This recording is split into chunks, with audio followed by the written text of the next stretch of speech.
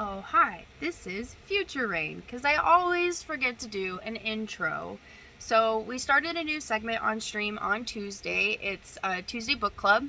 This is our first, reading of this book, Unwind by Neil Shusterman. So sit back, relax. I hope you enjoy, and that's pretty much it. Okay, bye. Tonight for stream, we are actually going to be reading. We're doing this new book club on Tuesdays. So for the first hour of stream, maybe longer depending, I'm going to be reading from this book. It's called Unwind by Neil Shusterman. It's a really, really, really good book. Yes, book club. So, you can follow along. I will be posting these to YouTube, so if you want to go back and re-watch a part that you missed, you can do that. And then we'll have a discussion after the hour to talk about, the book. I really like, I guess you could say sci-fi, like dystopian, like kind of books. So that's kind of what this is, and it's interesting because it's about a compromise between pro-life people and pro-choice people, and there was this whole war that was fought, and then this is basically about that compromise and like the concept of the human soul. So it's a really good read. The Bill of Life, which is like the compromise that went down after the war. The Second Civil War, also known as the Heartland War, was a long and bloody conflict fought over a single issue. I think this is appropriate considering what's going on in today's politics with all of this. To end the war, a set of constitutional amendments known as the Bill of Life was passed. It satisfied both the pro-life and the pro-choice armies. The Bill of Rights states that human life may not be touched from the moment of conception until a child reaches the age of 13. However, between the ages of 13 and 18, a parent may choose to retroactively abort a child on the condition that the child's life doesn't technically end. The process by which a child is both terminated and yet kept alive is called unwinding. Unwinding is now a common and accepted practice in society. So this is like way later after the war was fought, and like they're deep into the whole really fucked up practice that they're gonna do. And it's really cool because this book like dives into the whole concept of the human soul, like what is that and what makes you you, and it's just a good book. I read them back in high school. So, but yeah, this is part 1. Chapter 1. Connor. McGregor? No, it just says Connor. There are places you could go, Ariana tells him, and a guy as smart as you has a decent chance of surviving to 18. Connor isn't so sure, but looking into Ariana's eyes makes his doubts go away, if only for a moment. Her eyes are sweet violet with streaks of gray. She's such a slave to fashion, always getting the newest pigment injection the second it's in style. Connor was never into that. He always kept his eyes the color they came in, brown. He never even got tattoos like so many kids get these days when they're little. The only color on his skin is the tan it takes during the summer, but now in November that tan has long faded. He tries not to think about the fact that he'll never see the summer again, at least not as Connor Lassiter. Last name Lassiter. He still can't believe that his life is being stolen from him at 16. Ariana's violet eyes began to shine as they filled with tears that flow down her cheeks when she blinks. Connor, I'm so sorry, she holds him, and for a moment it seems as if everything is okay, as if they are the only two people on Earth. For that instant, Connor feels invincible, untouchable, but she lets go. The moment passes, and the world around him returns. Once more, he could feel the rumble of the freeway beneath them, as cars pass by, not knowing or caring that he's here. Once more, he is just a marked kid, a week short of unwinding. Okay, Ray, gotta head to bed. You kids have a great night. Oh, thanks, you too. Have a good night. And I appreciate the sub. The soft... Sorry. It's cool. The soft, hopeful things Ariana tells him don't help now. He can barely hear her over the rush of traffic. This place where they hide from the world is one of those dangerous places that make adults shake their heads. Grateful that their own kids aren't stupid enough to hang out on the ledge of a freeway overpass. For Connor, it's not about stupidity, or even rebellion. It's about feeling life. Sitting on this ledge hidden behind an exit sign is where he feels most comfortable. Sure, one false step and he's roadkill, yet for Connor, life on the edge is home. There have been no other girls he's brought here, although he hasn't told Ariana that. He closes his eyes, feeling the vibration of the traffic as if it's pulsing through his veins, a part of him. This has always been a good place to get away from fights with his parents, or when he just feels generally boiled. But now Connor's beyond boiled, even beyond fighting with his mom and dad. There's nothing more to fight about. His parents signed the order. It's a done deal. We should run away, Ariana says. I'm fed up with everything too. My family, school, everything. I could kick AWOL and never look back. Connor hangs on the thought. The idea of kicking AWOL by himself terrifies him. He might put up a tough front. He might act like the bad boy at school. But running away on his own?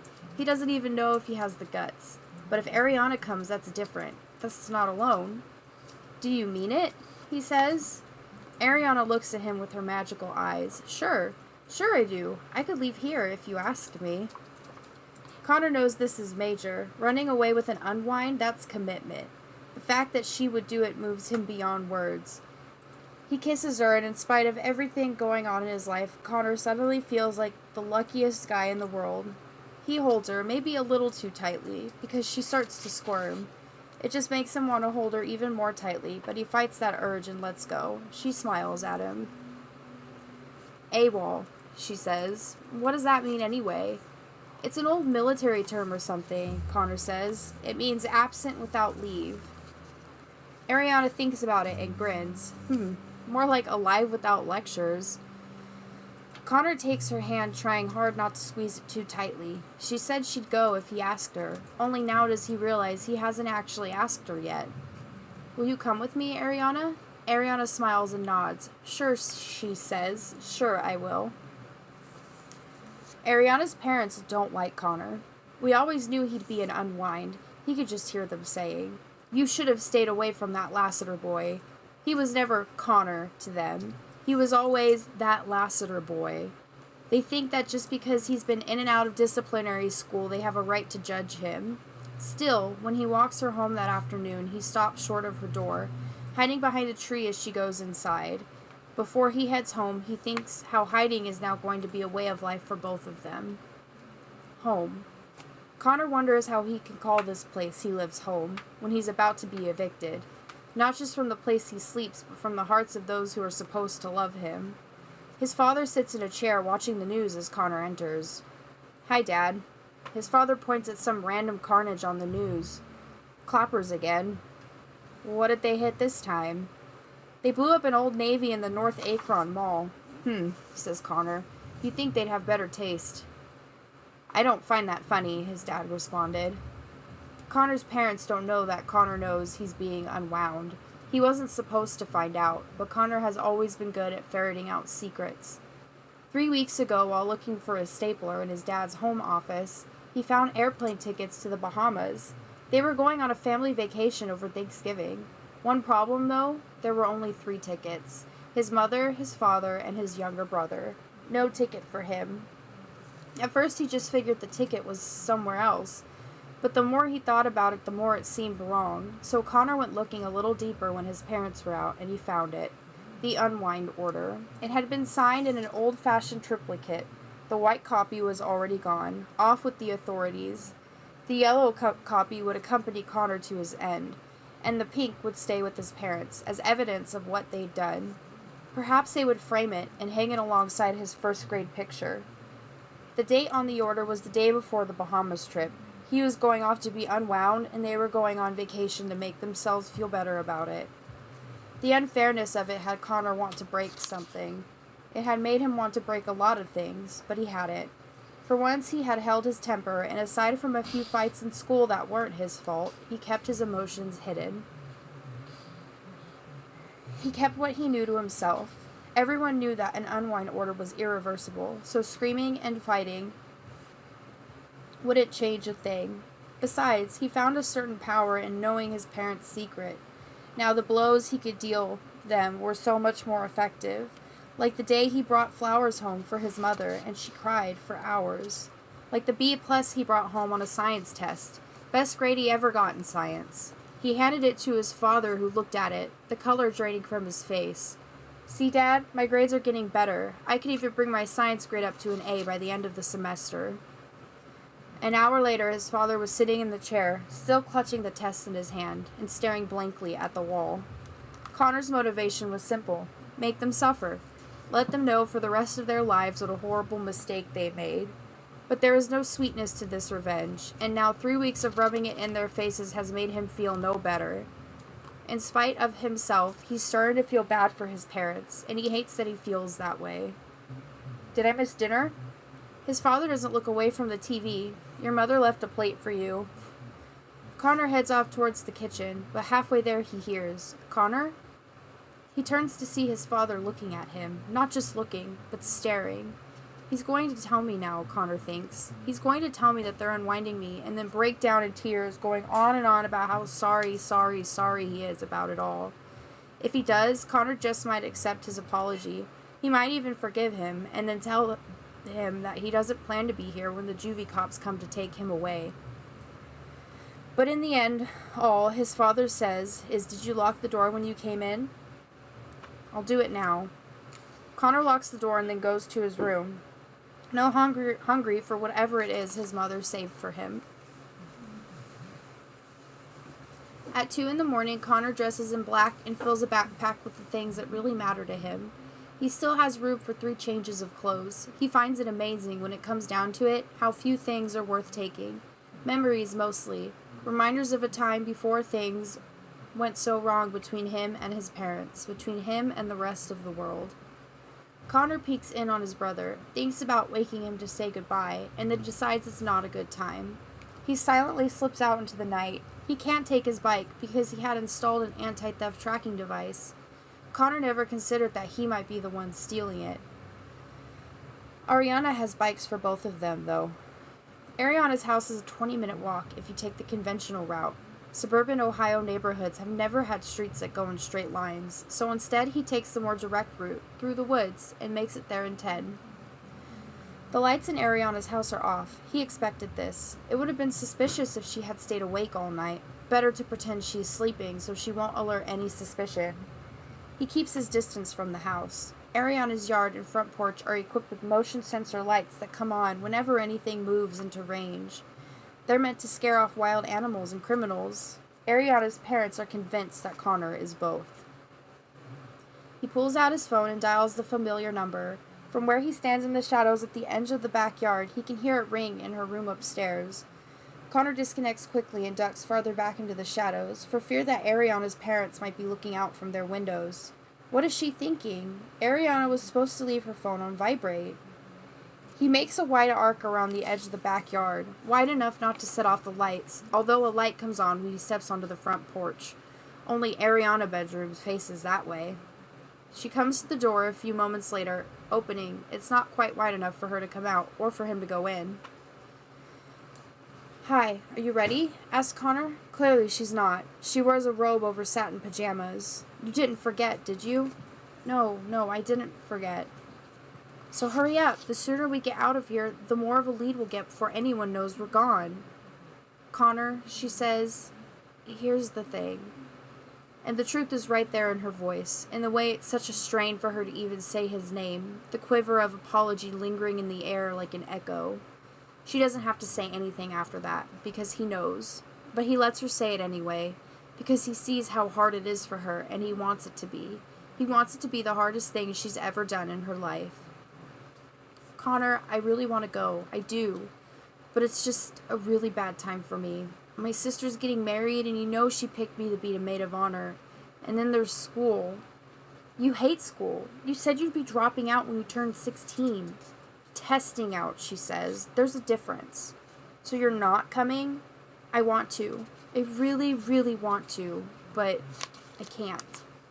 So everything we talked about was just a lie? No, says Ariana. It was a dream. Reality got in the way, that's all. And running away doesn't solve anything. Running away is the only way to save my life, Connor hisses. I'm about to be unwound in case you forgot. She gently touches his face. I know, she says, but I'm not. This is badass. I'm so glad I got this. Nothing? I can't show that on Twitch. You're gonna get me TOS. Really? Yes.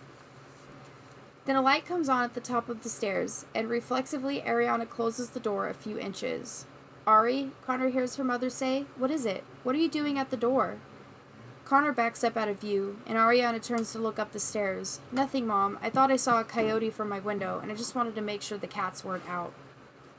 "The cats are upstairs, honey. Close the door and go back to bed." "So, I'm a coyote," says Connor. "Shush," says Ariana, closing the door until there's just a tiny slit and all he can see is the edge of her face and a single violet eye. "You'll get away. I know you will. Call me once you're somewhere safe." Then she closes the door. Connor stands there for the longest time until the motion sensor light goes out. Being alone had not been part of his plan, but he realized it should have been. From the moment his parents signed those papers, Connor was alone. He can't take a train. He can't take a bus. Sure, he has enough money, but nothing's leaving until morning, and by then they'll be looking for him in all the obvious places. Unwinds on the run are so common these days. They have whole teams of juvie cops dedicated to finding them. The police have it down to an art. He knows he'd be able to disappear in a city because there are so many faces you'll never see the same one twice. He knows he can also disappear in the country, where people are so few and far between. He could set up a house in an old barn, and no one would think to look. But then, Connor figures the police probably thought of that. They probably have every old barn set up to spring like a rat trap, snaring kids like him. Or maybe he's just being paranoid. No, Connor knows this situation calls for justified caution. Not just tonight, but for the next 2 years. Then once he turns 18, he's home free.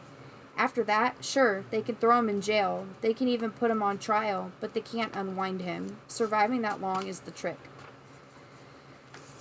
Down by the interstate, there's a rest stop where truckers pull off the road for the night. This is where Connor goes. He figures he can slip in the back of an 18-wheeler, but he quickly learns that truckers keep their cargo locked.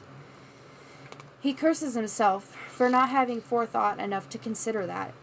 Thinking ahead has never been one of Connor's strong points. If it was, he might not have gotten into the various situations that have plagued him over these past few years. Situations that got him labels like troubled and at risk, and finally this last label, Unwind. There are about 20 parked trucks and a brightly lit dinner where half a dozen truckers eat. It's 3:30 in the morning. Apparently truckers have their own biological clocks. Connor watches and waits. Then, at about 3:45, a police cruiser pulls silently into the truck stop. No lights, no siren. It slowly circles the lot like a shark. Connor thinks he can hide until he sees a second police car pulling in. There are too many lights over the lot for Connor to hide in shadows, and he can't bolt without being seen in the bright moonlight. A patrol car comes around the far end of the lot. In a second, its headlights will be on him, so he rolls beneath the truck and prays the cops haven't seen him. He watches as the patrol car's wheels slowly roll past. On the other side of the 18-wheeler, the second patrol car passes in the opposite direction. Maybe this is just a routine check, he thinks. Maybe they're not looking for me. The more he thinks about it, the more he convinces himself that's the case. They can't know he's gone yet. His father sleeps like a log, and his mother never checks on Connor during the night anymore. Still, the police car circles. From his spot beneath the truck, Connor sees the driver's door of another 18-wheeler open. No, it's not the driver's door. It's the door to the little bedroom behind the cab. A trucker emerges, stretches, and then heads towards the truck stop bathroom, leaving the door ajar. In the hairbreadth of a moment, Connor makes a decision and bolts from his hiding spot, racing across the lot to that truck. Loose gravel skids out from under his feet as he runs. He doesn't know where the cop cars are anymore. But it doesn't matter. He has committed himself to this course of action, and he has to see it through. As he nears the door, he sees headlights arching around, about to turn around toward him. He pulls open the door to the truck sleeper, hurls himself inside, and pulls the door closed behind him. He sits on a bed not much bigger than a cot, catching his breath. What's the next move? The trucker will be back. Connor has about 5 minutes, if he's lucky. 1 minute if he's not. He peers beneath the bed. There's space down there where he can hide, but it's blocked by 2 duffel bags full of clothes. He could pull them out, squeeze in, and pull the duffel bags back in front of him. The trucker would never know he's there, but even before he can get to the first duffel bag out, the door swings open. Connor just stands there, unable to react, as the trucker reaches in to grab his jacket and sees him. Whoa, who are you? What the hell are you doing in my truck? A police car cruises slowly past behind him. Please, Connor says, his voice suddenly squeaky like it was before his voice changed. Please don't tell anyone. I've got to get out of this place. He reaches into his backpack, fumbling, and pulls out a wad of bills from his wallet. You want money? I've got money. I'll give you all I've got. I don't want your money, the trucker says. All right, then what? Even in the dim light, the trucker must see the panic in Connor's eyes, but he doesn't say a thing. Please, says Connor again. I'll do anything you want. The trucker looks at him in silence for a moment more. Is that so? He finally says. Then he steps inside and closes the door behind him. Connor shuts his eyes, not daring to consider what he's just gotten himself into. The trucker sits beside him. What's your name? Connor. Then he realizes a moment too late he should have given a fake name. The trucker scratches his beard stubble and thinks for a moment. Let me show you something, Connor. He reaches over Connor and grabs, of all things, a deck of cards from a little pouch hanging next to the bed. Did you ever see this? The trucker takes the deck of cards in one hand and does a skillful one-handed shuffle. Pretty good, huh? Connor, not knowing what to say, just nods. How about this? Then the trucker takes a single card and with sleight of hand makes the card vanish into thin air. Then he reaches over and pulls the card right out of Connor's shirt pocket. You like that? Connor lets out a nervous laugh. Well, those tricks you just saw, the trucker says, I didn't do them. I don't know what you mean. The trucker rolls up his sleeve to reveal that the arm, which had done the tricks, had been grafted on at the elbow. 10 years ago, I fell asleep at the wheel, the trucker tells him. Big accident. I lost an arm, a kidney, and a few other things. I got new ones, though, and I pulled through. He looks at his hands, and now Connor can see that the trick card hand is a little different from the other one. The trucker's other hand has thicker fingers, and the skin is a bit more olive in tone. So, says Connor, you got dealt a new hand. The trucker laughs at that, then he becomes quiet for a moment, looking at his replacement hand. These fingers here knew things the rest of me didn't. Muscle memory, they call it. And there's not a day that goes by that I don't wonder what other incredible things that kid who owned this arm knew before he was unwound, whoever he was. The trucker stands up. You're lucky you came to me, he says. There are truckers out there who will take whatever you offer and then turn you in anyway. And you're not like that? No, I'm not. He puts out his hand, his other hand, and Connor shakes it. Josias Aldridge, he says. I'm heading north from here. You can ride with me till morning. Connor's relief is so great, it takes the wind right out of him. He can't even offer a thank you. That bed there's not the most comfortable in the world, says Aldridge, but it does the job. Get yourself some rest. I just gotta take a dump, and then we'll be on our way. Then he closes the door, and Connor listens to his footsteps heading off toward the bathroom. Connor finally lets his guard down and begins to feel his own exhaustion. The trucker didn't give him a destination, just a direction. And that's fine. North, south, east, west, it doesn't matter as long as it's far away from here. As for his next move, well, first he's got to get through this one before he can think about what comes next. A minute later, Connor's already beginning to doze when he hears the shout from outside. We know you're in there. Come out now and you won't get hurt. Connor's heart sinks. Josias Aldridge had apparently pulled another sleight of hand. He's made Connor appear for the police. Abracadabra. With his journey over before it even began, Connor swings the door open to see 3 juvie cops aiming weapons. But they're not aiming at him. In fact, their backs are to him. Across the way, the cab door swings open of the truck he had hidden under just a few moments before, and a kid comes out from behind the empty driver's seat, his hands in the air. Connor recognizes him right away. It's a kid he knows from school. Andy Jameson. My God, is Andy being unwound too? There's a look of fear on Andy's face, but beyond it is something worse, a look of utter defeat. That's when Connor realizes his own folly. He's been so surprised by this turn of events that he's still just standing there, exposed for anyone to see. Well, the policemen don't see him, but Andy does. He catches sight of Connor, holds his gaze, only for a moment. And in that moment, something remarkable happens. The look of despair on Andy's face is suddenly replaced by a steely resolve, bordering away on triumph. He quickly looks away from Connor and takes a few steps before the police grab him. Steps away from Connor so that the police still have their backs to him. Andy had seen him and not given him away. If Andy has nothing else after this day, at least he'll have this small victory. Connor leans back into the shadows of the truck and slowly pulls the door closed. Outside, as the police take Andy away, Connor lies back down and his tears come as sudden as summer downpour. He's not sure who he's crying for. For Andy, for himself, for Ariana, and not knowing makes his tears flow all the more. Instead of wiping the tears away, he lets them dry on his face like he used to when he was a little boy. And the things he cried about were so insignificant that they'd be forgotten by morning. The trucker never comes to check on him. Instead, Connor hears the engine start and feels the truck pulling out.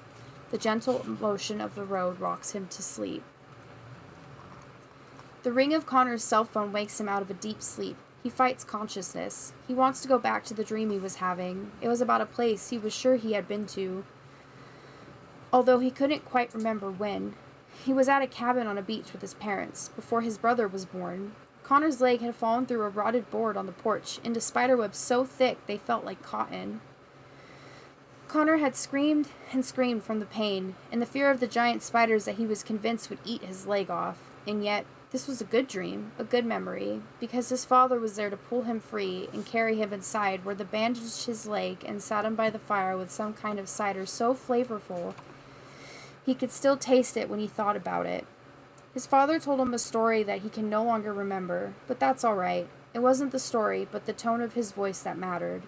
A gentle baritone rumble as calming as waves breaking on a shore. Little boy Connor drank his cider and leaned back against his mother, pretending to fall asleep. But what he was really doing was trying to dissolve into that moment and make it last forever. In the dream, he did dissolve. His whole being flowed into the cider cup, and his parents placed it gently on the table, close enough to the fire to keep it warm forever and always. Stupid dreams. Even the good ones are bad, because they remind you how poorly reality measures up. His cell phone rings again, chasing away the last of the dream. Connor almost answers it. The sleeper room of the truck is so dark, he doesn't realize at first that he's not in his own bed. The only thing that saves him is that he can't find his phone, and he must turn on a light. When he finds a wall where his nightstand should be, he realizes that this isn't his room. The phone rings again. Chasing away the last of the dream. Connor almost answers it. The sleeper room of the truck is so dark, he doesn't realize at first that he's not in his own bed. The only thing that saves him is that he can't find his phone, and he must turn on a light. When he finds a wall where his nightstand should be, he realizes that this isn't his room. The phone rings again. That's when it all comes back to him and remembers where he is. Connor finds his phone in his backpack. The phone ID says the call is from his father. So now his parents know he's gone. Do they really think he'll answer his phone? He waits until voicemail takes the call, then he turns off the power. His watch says 7:30 a.m. He rubs the sleep out of his eyes, trying to calculate how far they've come. The truck isn't moving anymore, but they must have traveled at least 200 miles while he slept. It's a good start. There's a knock at the door. Come on out, kid. Your ride's over. Connor's not complaining. It was outrageously generous of this truck driver to do what he did. Connor won't ask any more. Connor won't ask any more of him. He swings open the door and steps out to thank the man, but it's not Josias Aldridge at the door. Aldridge is a few yards away being handcuffed, and in front of Connor is a policeman, a juvie cop wearing a smile as big as all outdoors. Standing 10 yards away is Connor's father, still holding the cell phone he had just called from. It's over, son, his father says. It makes Connor furious. I am not your son, he wants to shout. I stopped being your son when you signed the Unwind order. But the shock of the moment leaves him speechless. It had been so stupid of Connor to leave his cell phone on. That's how they tracked him. And he wonders how many other kids are caught by their own blind trust of technology. Well, Connor's not going the way Andy Jameson did. He quickly assesses the situation. The truck has been pulled over to the side of the interstate by 2 highway patrol cars and a juvie cop unit. Traffic barrels past at 70 miles per hour, oblivious to the little drama unfolding on the shoulder. Connor makes a split-second decision and bolts, pushing the officer against the truck and racing across the busy highway. Would they shoot an unarmed kid in the back, he wonders, or would they shoot him in the legs and spare his vital organs? As he races onto the interstate, cars swerve around him, but he keeps on going. "Connor, stop!" he hears his father yell. Then he hears a gunfire. He feels the impact, but not in his skin. The bullet embeds in his backpack. He doesn't look behind him. Then, as he reaches the highway median, he hears another gunshot, and a small blue splotch appears on the center divider. They're firing tranquilizer bullets. They're not taking him out. They're trying to take him down, and they're much more likely to fire tranq bullets at will than regular bullets. Connor climbs over the center divider and finds himself in the path of a Cadillac that's not stopping for anything. The car swerves to avoid him, and by sheer luck, Connor's momentum takes him just a few inches out of the caddy's path. Its side mirror smacks him painfully in the ribs before the car screeches to a halt, sending the acrid stench of burned rubber up his nostrils. Holding his aching side, Connor sees someone looking at him from an open window of the back seat. It's another kid, dressed all in white. The kid is terrified. With the police already reaching the center divider, Connor looks into the eyes of the frightened kid and knows what he has to do. It's time for another split-second decision. He reaches through the window, pulls up the lock, and opens the door. Chapter 2, Risa. I don't know. I guess we'll read up to Chapter 3.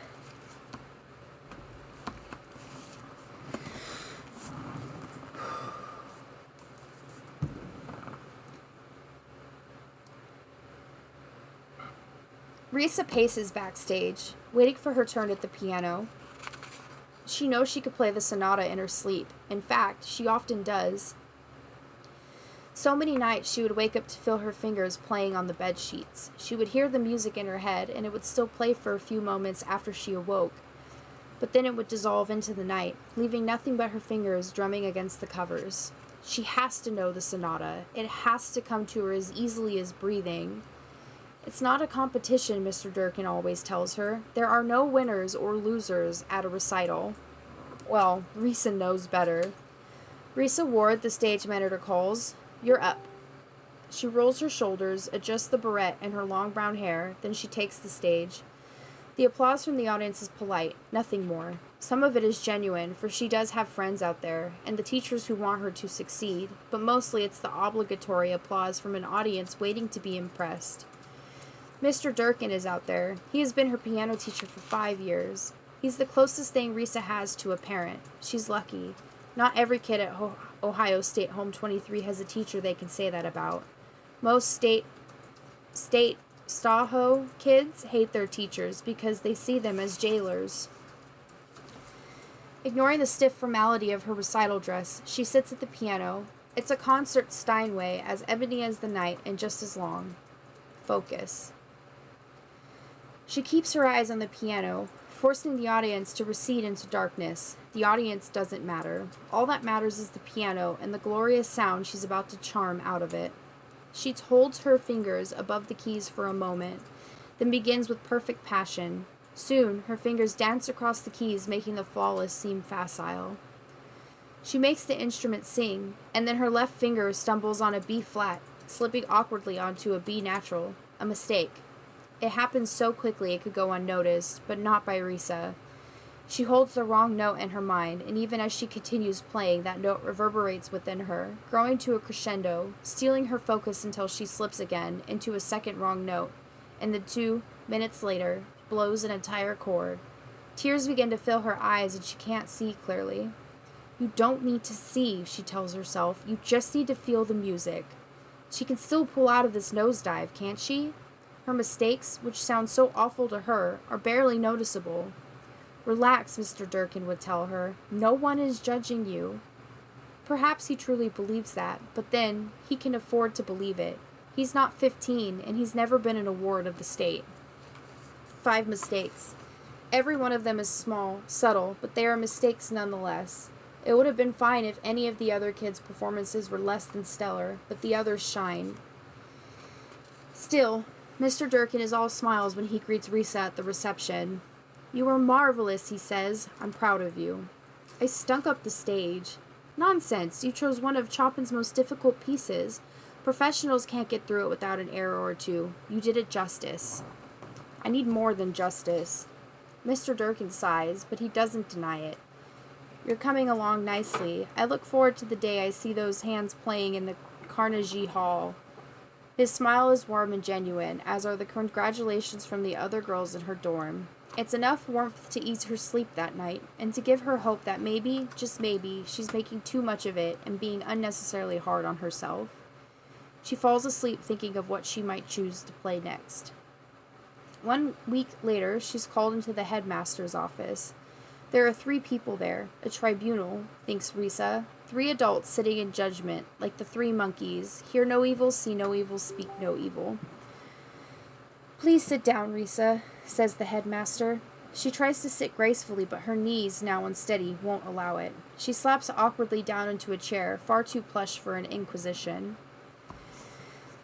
Risa doesn't know the other 2 people sitting beside the headmaster, but they look very official. Their demeanor is relaxed, as if this is business as usual for them. The woman to the headmaster's left identifies herself as the social worker assigned to Risa's case. Until that moment, Risa didn't know she had a case. She says her name, Miss Something or other. The name never even makes it into Risa's memory. She flips through the pages of Risa's 15 years of life as casually as if she were reading a newspaper. "Let's see. You've been a ward of the state from birth. It looks like your behavior has been exemplary. Your grades have been respectable, but not excellent." Then the social worker looks up and smiles. "I saw your performance the other night. You were very good." "Good," thinks Risa, "but not excellent." Miss Something or other leafs through the folder for a few seconds more, but Risa can tell she's not really looking. Whatever's going on here was decided long before Risa walked through the door. "Why am I here?" Miss Something or other closes her folder and glances at the headmaster, and the man beside her in an expensive suit. The suit nods, and the social worker turns back to Risa with a warm smile. "We feel you've reached your potential here," she says. "Headmaster Thomas and Mr. Paulson are in agreement with me." Risa glances at the suit. "Who's Mr. Paulson?" The suit clears his throat and says, almost as an apology, "I am the school's legal counsel." "A lawyer? Why is there a lawyer here?" "Just procedure," Headmaster Thomas tells her. He puts a finger into his collar, stretching it, as if his tie has suddenly become a noose.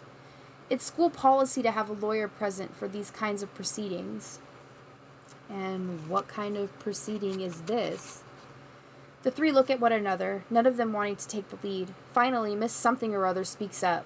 "You must know that the space in state homes are at a premium these days, and with budget cuts, every state hoe is impacted, Staho. Ours included." Risa holds cold eye contact with her. "Wards of the state are guaranteed a place in state homes." "Very true, but the guarantee only holds until 13. Then, all of a sudden, everyone has something to say. "The money only stretches so far," says the headmaster. "Educational standards could be compromised," says the lawyer. "We only want what's best for you and all the other children here," says the social worker. And back and forth it goes, like a 3-way ping-pong match. Risa says nothing, only listens. "You're a good musician, but, as I said, you've reached your potential, as far as you can go. Perhaps if you had chosen a less competitive course of study, well, that's all water under the bridge. Our hands are tied. There are unwanted babies born every day, and not all of them get storked. We're obliged to take the ones that don't, and we have to make room for every new ward. Which means cutting 5% of our teenage population. You do understand, don't you?" Risa can't listen anymore, so she shuts them up by saying what they don't have the courage to say themselves. "I'm being unwound?" Silence. It's more of an answer than if they had said yes. The social worker reaches over to take Risa's hand, but Risa pulls it back before she can. It's all right to be frightened. Change is always scary. Change? Yells Risa. What do you mean, change?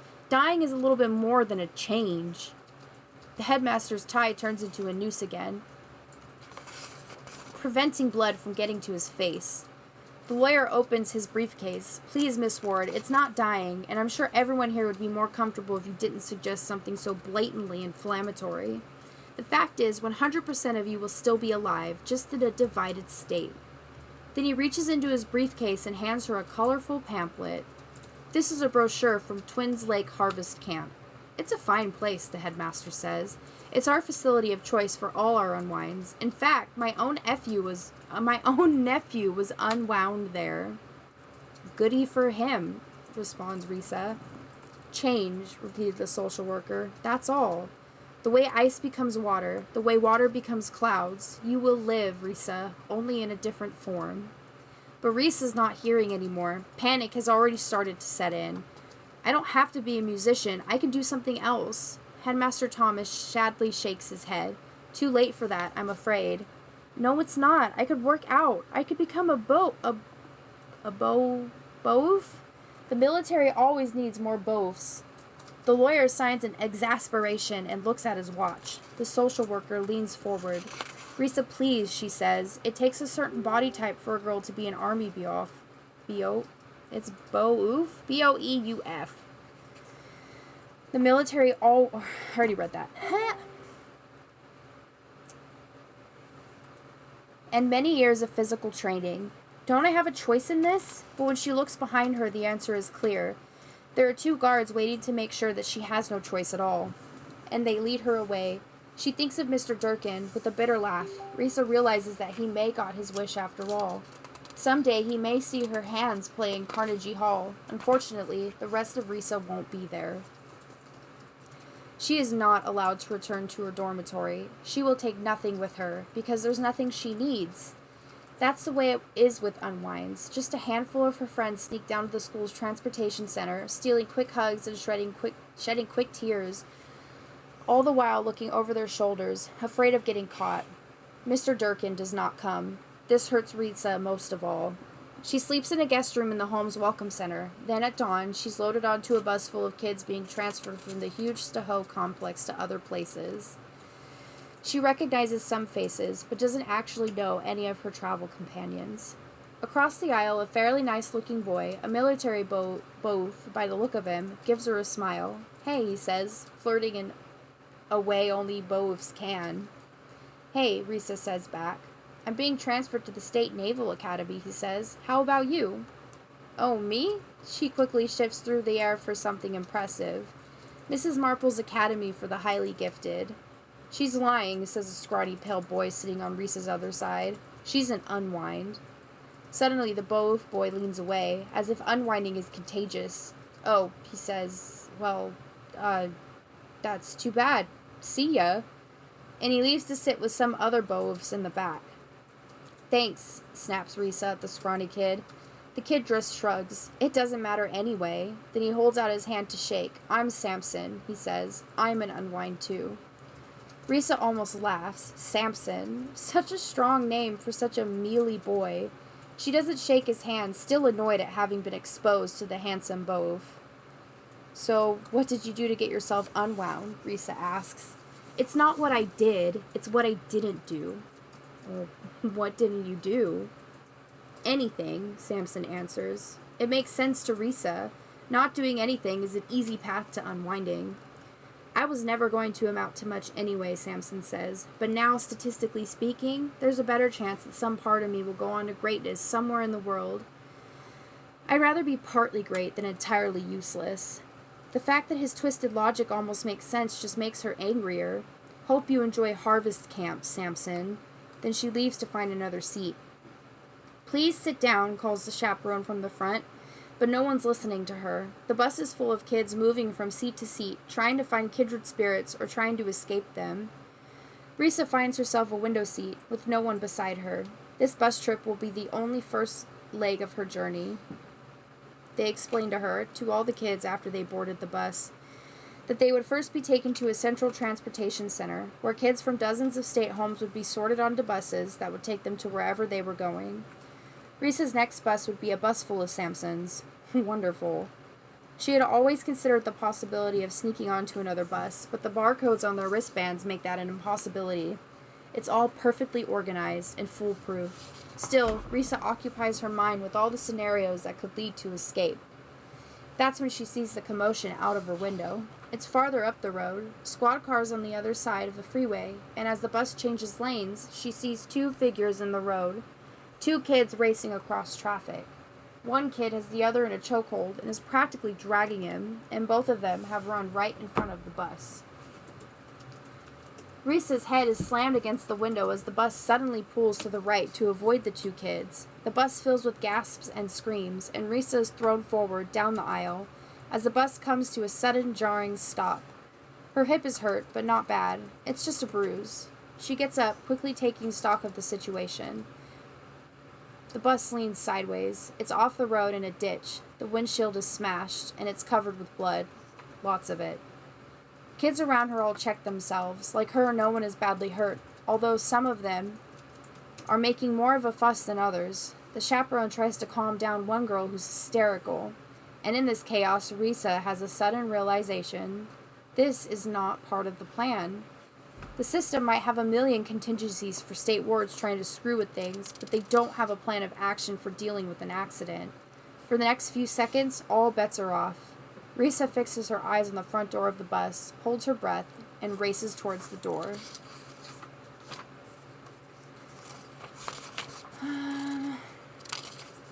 Okay, so it looks like chapter 3 is a little bit longer, so we are going to stop there. No one came in anyway, but it's okay because this is going on YouTube. So, if you are watching from YouTube, check in Tuesdays. I'm going to try and start at 8 Pacific Standard Time, but it might start at 9 depending on when we can get the kiddos to sleep. So come in, we'll do an hour of reading or close to an hour. And don't worry, if you miss, you can check out the YouTube video and get caught up from there. I love you all so much. Bye, beans.